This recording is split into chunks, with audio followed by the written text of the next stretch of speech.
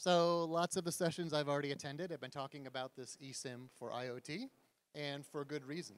It should really enable eSIM to come to a lot of industries outside of the automotive sector that mostly have desired to have eSIM, but haven't had the opportunity up until now. So if things go according to schedule, the last of the specification elements that we need to enable this technology should be available by the end of this year. And that should allow us to have certified products in the market by middle of next year. So things are getting close. And so it's now a good time to start thinking, am I ready? Or if I'm not ready, how do I get ready? So in 20 minutes, we're going to try to give you a quick overview of the three specifications. It looks like a lot of people already know about them. The reason that is to try to show you the components so that you can see, if you're familiar with the previous technologies, what are the components and the new technology that I need to plan for in my application. And then we'll suggest 3 steps that you can take for going through to assess if you're ready, or if not, how you do get ready. Okay?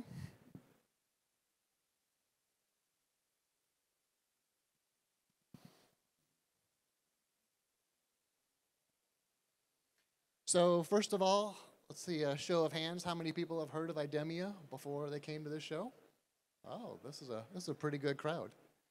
So for the people that have not heard of IDEMIA before, you've probably come in contact with our products, either on your way here to Las Vegas when you went through the TSA pre-check. You probably saw our terminals getting you through security. And you likely have an IDEMIA product in your pocket. We make 80% of the driver's licenses in the US. We also make credit and debit cards. So if you look right above the mag stripe in the back, you're likely to see IDEMIA name on some of those cards. And then we make SIM cards and eSIM, which we're here to talk about today. So IDEMIA has been making SIM cards for decades, and we've been involved with the GSMA specifications from the very beginning, which I suppose is over 10 years now. So here is a quick summary of those 3 specifications and the components that you need to enable them. The first, for eSIM M2M, also known by the specification name of SGP.31, has 3 primary components to it. You've got the EUICC, which is the element that goes into the device and will store your multiple digital eSIM profiles.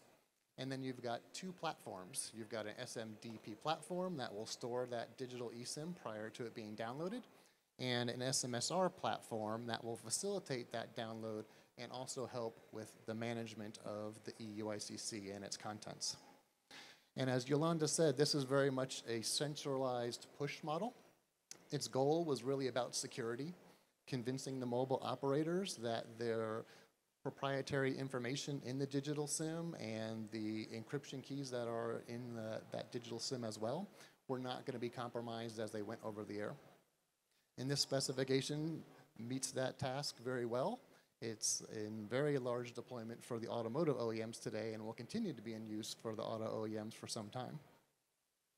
When we move to consumer eSIM, some of the components had to change, largely from that great shift from the push model in eSIM M2M to the pull model where the consumer is initiating the download of the eSIM.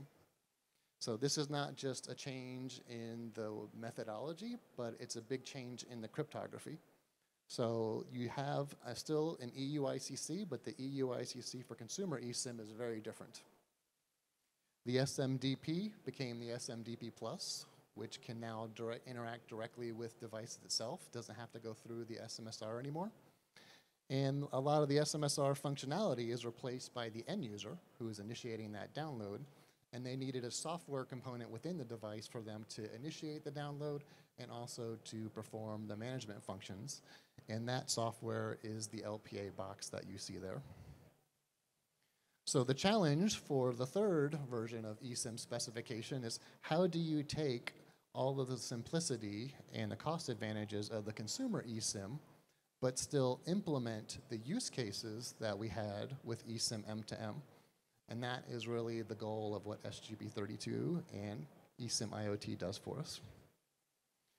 So a few new components here. We have yet a third EUICC now for the eSIM IoT. It's pretty similar to the eSIM consumer EUICC, but with some very important differences, one of which we'll talk about here today. The SMDP Plus, the goal there is to keep that as similar as possible so that all of those SMDP Plus platforms that were already deployed for wearables and smartphones can then be reused by the IoT applications. We have a new platform. The new platform is the eIM. It replaces the functionality that you see in the SMSR and the end user. And to facilitate that platform being able to control the device, we need software on the device side. The LPA in the consumer eSIM now becomes the IPA in the eSIM IoT. So when you start thinking about your application, the three elements that'll be unique will be the EUICC, which hopefully you've thought of from your previous eSIM applications, a new platform in eIM, and now a new software element in IPA. So how do we approach either assessing if we're ready or becoming ready for this new eSIM IoT? The first step we recommend is to really look at those components that we just reviewed from the last slide. What do I need to have for eSIM IoT from the GSMA requirements perspective? Obviously, you need to think about the eIM platform and the EUICC, but there's also a choice that you need to be making when it comes to the IPA software. So why is there a choice? The choice is driven by the fact that of IoT devices, there is such a broad spectrum of devices. On the one side, we have very capable devices. You can think connected cars, basically smartphone on wheels. They have very sophisticated operating system, lots of processing power, and pretty much unlimited or sufficient amounts of electrical power. The GSMA refers to these as non-constrained devices. And for these devices, you can go ahead, if you so choose, and implement the IPA software in the device. And the GSMA refers to this as IPA-D for device. On the other end of the spectrum, we have very low-end devices. Think single purpose, a temperature sensor, a soil moisture temperature, a tank level sensor. Single purpose devices designed to be very cost efficient and therefore from a capability perspective are fairly limited.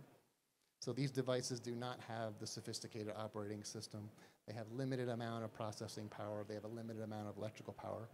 So it's simply not feasible to be able to implement the IPA, and the sophisticated security protocols are needed for the IPA to interact with the eIM platform in these type of devices. So the solution that the GSMA has defined is to actually define or actually implement the IPA software within the EUICC. So you can take an EUICC that has what the GSMA terms as IPAE for inside the EUICC, plug that into your device that meets the minimum requirements that are needed, and suddenly your device then can take advantage of this new eSIM framework. If you have a device somewhere in the middle on that spectrum, you have a choice. If your device is capable, you can, of course, implement the IPA-D. If you don't want to get into the IPA software development business, you can simply source an EUICC that has an IPA-E included. So step one, look at what the elements are for the GSMA and how you're going to approach them. For step two, we suggest taking a step back, looking at your application from a broader level. The GSMA scope is fairly limited in that it's really focused on that secure download over the air, and once that digital eSIM reaches the EUICC, how is it managed? But of course, that's not what a full eSIM application looks like. So you have to consider, how am I going to centrally manage my fleet? The fleet could be different types of devices. The fleets could be different types of eSIM framework. You might already have eSIM M2M deployed in the field. You want your new devices to use eSIM IoT. How are you going to be able to manage both frameworks without having a big impact on your other business systems? Another consideration are business rules. Most of the applications have business rules that will automate a lot of these eSIM functions to take away a lot of the manual procedures. Where are you going to put those rules? What element can you implement those rules to be part of your solution? And then finally, one of the big promises of eSIM in general is not just to be able the ability to download for initial service, but also to be able to update over time.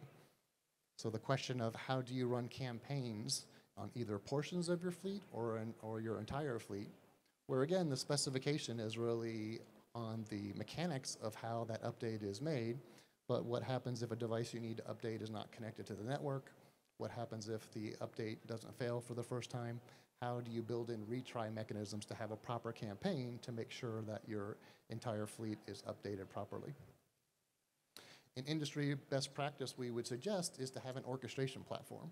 An orchestration platform is where you can put in a lot of the logic to handle the different technology types, to handle business rules, to handle campaign execution.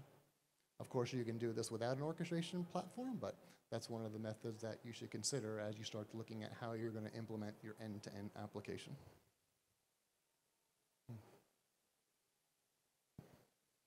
For the third step, we suggest taking one more step back and looking not just at the technology and the application, but the operation of your eSIM. So the first question is, what security level is needed for my eSIM application? On that first slide we showed, where we showed SMDP, SMSR, SMDP+, the GSMA specifications required that all of those platforms be operated in a GSMA certified security environment. The certification is SAS SM. For eSIM IoT, the EIM platform actually offers you a choice. Of course, you can operate the EIM in that same GSMA certified environment, or you can choose to operate it outside the GSMA environment. So the question becomes, what is the more appropriate environment for your application? Next question to consider is the resiliency. How available do you need your eSIM platform to be? Is it okay if your eSIM solution is available most of the time? Or does your eSIM solution need to be available all the time? So this is where the choice of, do you do it in a private data center?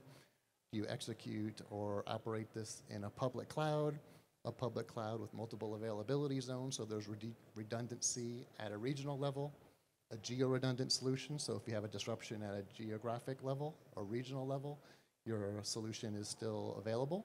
These are the choices that you should consider.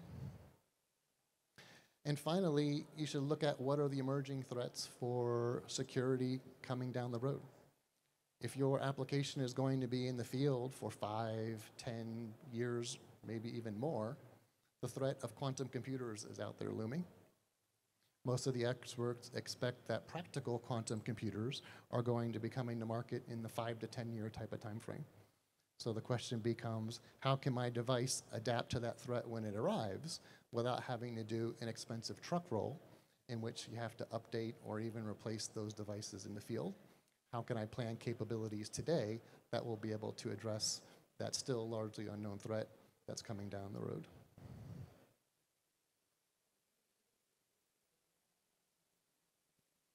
So to wrap up, 3 main steps. The first step, look at the GSMA requirements. What is new for eSIM, like the new EUICC, the new EIM platform, the IPA software. How am I going to implement that IPA software? Will I do it in my device as an IPA-D, or will I do it in the EUICC as an IPA-E? Next step is to back up a little bit and look at the application end-to-end. How am I going to manage the entire fleet centrally with different technologies? How am I going to be able to execute campaigns? Where am I going to put the business rules that will make this application more easy for me to operate? And the third step is to look at the operational concerns. What security levels do I need for my solution? What resiliency do I need for my solution? And how am I going to address emerging threats that are coming down the road? Oops. Uh-oh. Sorry, that was operator error. So, a lot of information in a very short period of time. Obviously, we couldn't cover all of the information that goes into this topic. We tried to give you a framework that you can use to consider and some of the important points to consider for each of those elements within the framework. But if you want to talk to us about it, my contact information is up here on your left side. If you want to look into some of the details that IDEMIA provides for answering some of these questions, the QR code on the right will take you to the link where you can download all of that. And with that, I want to thank you for your attention, and my 20 minutes of fame has come to an end.